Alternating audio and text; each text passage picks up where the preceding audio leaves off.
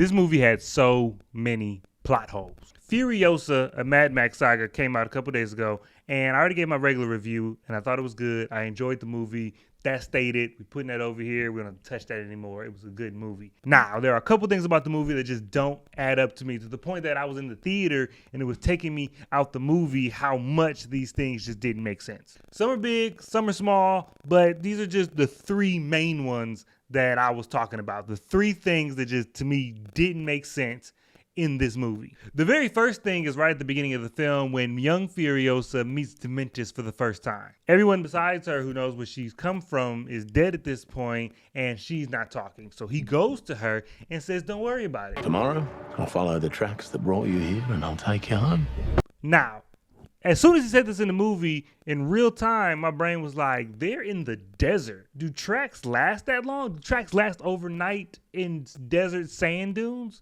It didn't sound right, but hey, maybe in Australia they do. But even if so, even if them tracks in the sand would have lasted overnight, immediately after he says this, they show a sandstorm. Like right behind him, there is a sandstorm barreling toward them. And not only should he have known that the sand would have washed away all the tracks, and almost to make that point clearer, the very next scene when she's escaping with her mother, they drive into the sandstorm and they show the storm wiping away the tracks. So I don't know what he thought he was going to follow in the morning, but it wasn't those, and so it just didn't make sense to me. I don't know. Now the number two plot hole to me is much bigger and much more obvious when I was watching the film. Because further along in the film, when we get to the Citadel and we're under the supervision of Immortan Joe, Furiosa is immediately put in the wife vault with the wives. She is to be a wife. I will take this girl, otherwise it's war.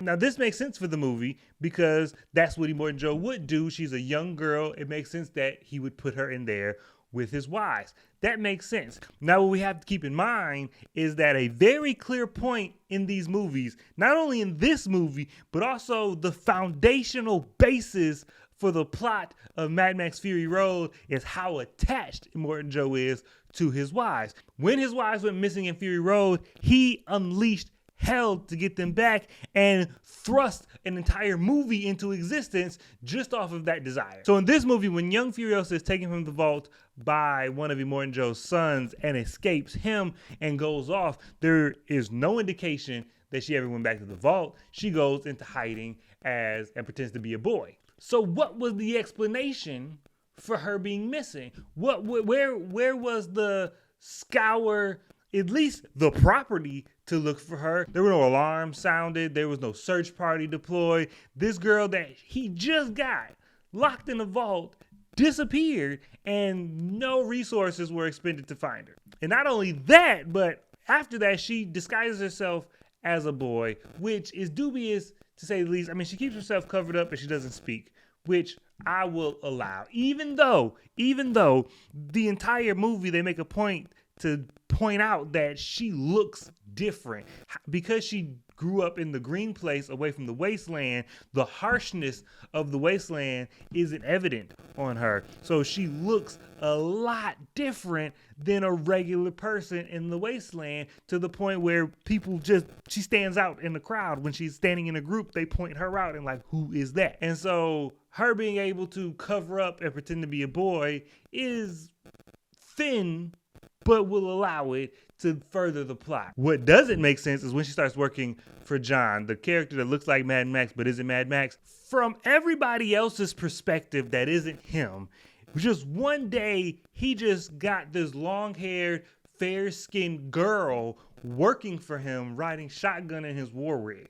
And at no point is there ever a discussion of where this girl came from. At no point is there ever a discussion of, well, if Immortan Joe likes to have girls in his wifery, he would just pluck her and put her in there. She can't ride shotgun with you. And definitely there's no discussion of, hey, maybe that's this girl we lost a couple years ago. Maybe that's her. None of this is ever brought up. It's just definitely just glossed over, and we're just supposed to just be like, she just pops up one day and it's fine. And the third plot hole is another minor one, but it was one that when the movie ended, it left me thinking about.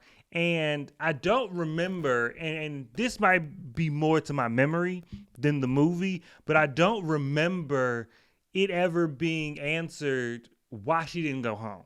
Like, the whole plot of the movie is her getting home. She puts constellations as a star map. She tattoos them on her arm so she can get home.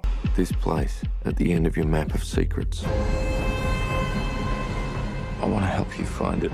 Everything she does is singularly focused to get home, with a slight detour to get her revenge on Dementis. But still, everything is in service of getting home. And then the movie ends with her not wanting to go home.